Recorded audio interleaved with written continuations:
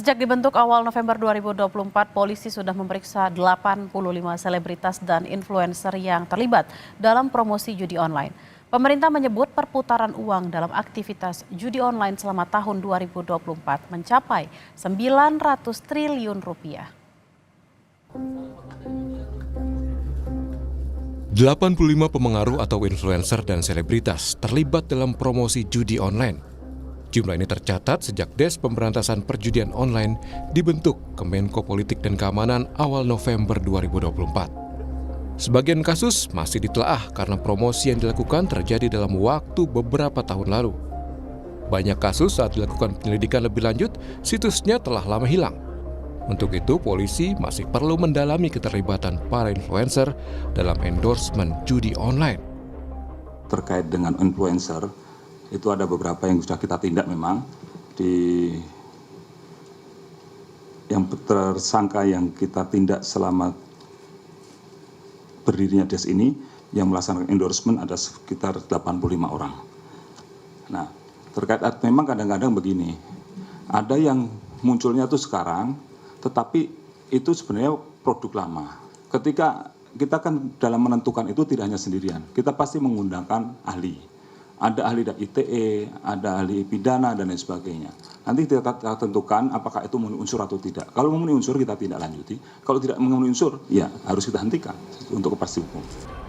Pemerintah menyebut perputaran uang dalam aktivitas judi online selama tahun 2024 mencapai 900 triliun rupiah. Sebanyak 80.000 anak ikut terlibat dalam kegiatan itu. Menko Polkam bilang pemerintah sepakat menjalankan 3 langkah segera untuk memberantas judi online.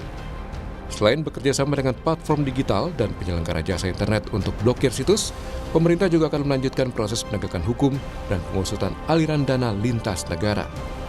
Aspek edukasi publik juga akan digalakan untuk menekankan bahwa judi online adalah aksi penipuan.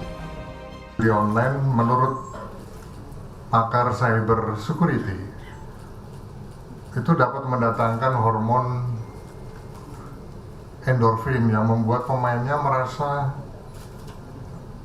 merasakan perasaan senang dan bahagia ketika berhasil memenangkan salah satu permainan judi online ini. Padahal kemenangan itu memang sudah diatur oleh operator-operator judi online agar deposit dananya semakin besar. Ketika depositnya sudah besar, dipastikan pemain akan kalah dan kehilangan uangnya. Artinya apa? Bahwa sebetulnya judi online saat ini itu sudah seperti wabah, seperti penyakit menular yang menjangkit berbagai kalangan, dari kalangan tua hingga anak-anak. Langkah serius memberantas judi online terus dilakukan pemerintah. Mabes Polri sebagai pimpinan Des Pemberantasan Judi Online, bentukan Kemenko Politik dan Keamanan, telah mengungkap 619 kasus. Sebanyak 734 orang telah berstatus tersangka. Tentu tak hanya tersangka judi online yang ditangkap, tapi penelusuran aliran dana serta pemblokiran situs judul juga tak kalah penting. Inilah yang dilakukan oleh Menkom Digi. Menterinya Mutia Hafid bilang sudah ada lebih dari 380.000 situs judi online yang ditutup dan ada 651 rekening dari sejumlah bank yang diduga terafiliasi judi online diajukan untuk diblokir. 651 permohonan untuk kemudian rekening bank ini ditindaklanjuti atau diblokir. Pemberantasan judi online memang tak bisa dilakukan satu pihak karena dalam praktiknya melibatkan banyak pihak.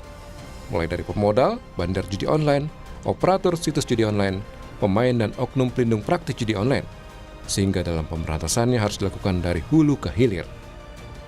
Keberadaan judi online di masyarakat memasuki tahap yang mengkhawatirkan dan menyasar berbagai lapisan masyarakat. Untuk itu, pemberantasannya juga harus dilakukan dari berbagai aspek dan melibatkan banyak pihak. Tim Liputan Kompas TV.